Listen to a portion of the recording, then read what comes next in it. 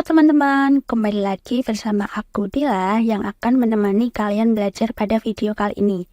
Nah, di video ini kita akan belajar mengenai penyesuaian pendapatan diterima di muka dalam jurnal penyesuaian.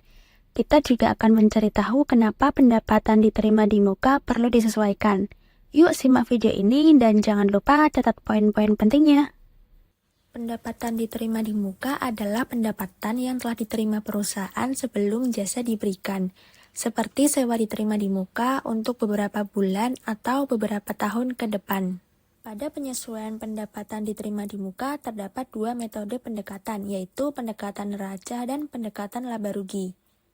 Pada pendekatan neraca, saat penerimaan pendapatan diterima di muka, perusahaan mencatat sebagai utang, dan pada saat penyesuaian dicatat yang sudah terpakai atau sudah menjadi pendapatan.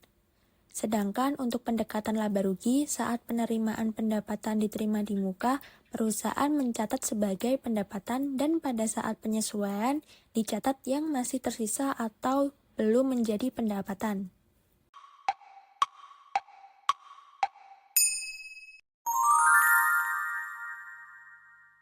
Dari soal ini diketahui bahwa pada tanggal 1 Maret 2025 diterima sewa untuk 2 tahun sebesar 24 juta. Kita disuruh membuat jurnal penyesuaian per 31 Desember 2025. Kita hitung dengan pendekatan neraca terlebih dahulu. Jurnal pada saat menerima sewa yaitu debitnya kas, kreditnya sewa diterima di muka sebesar 24 juta. Pada pendekatan neraca, kita perlu cari berapa yang sudah terpakai untuk sewa pada tahun 2025. Nah, pada soal disebutkan bahwa sewanya dibayar pada tanggal 1 Maret 2025. Jadi, dari bulan Maret sampai Desember, itu ada 10 bulan yang sudah terpakai. Lalu, karena kita sudah mengetahui yang terpakainya itu 10 bulan, berarti 10 per 24 karena 2 tahun dikali 24 juta, sama dengan 10 juta. Jadi yang terpakai itu sebesar 10 juta. Jurnal penyesuaiannya berarti debit sewa diterima di muka, kreditnya pendapatan sewa sebesar 10 juta.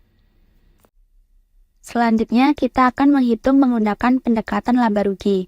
Pada pendekatan ini saat perusahaan menerima uang dari pembayaran sewa, itu dicatat sebagai pendapatan sewa. Jadi jurnal pada saat penerimaan sewa yaitu debit kas, kreditnya pendapatan sewa sebesar 24 juta. Karena tadi kita sudah tahu yang terpakai itu 10 bulan, berarti untuk pendekatan laba rugi kita perlu mencari sisanya. Caranya yaitu 24 juta dikurangi 10 juta, sama dengan 14 juta. Jadi nominal yang tersisa adalah 14 juta.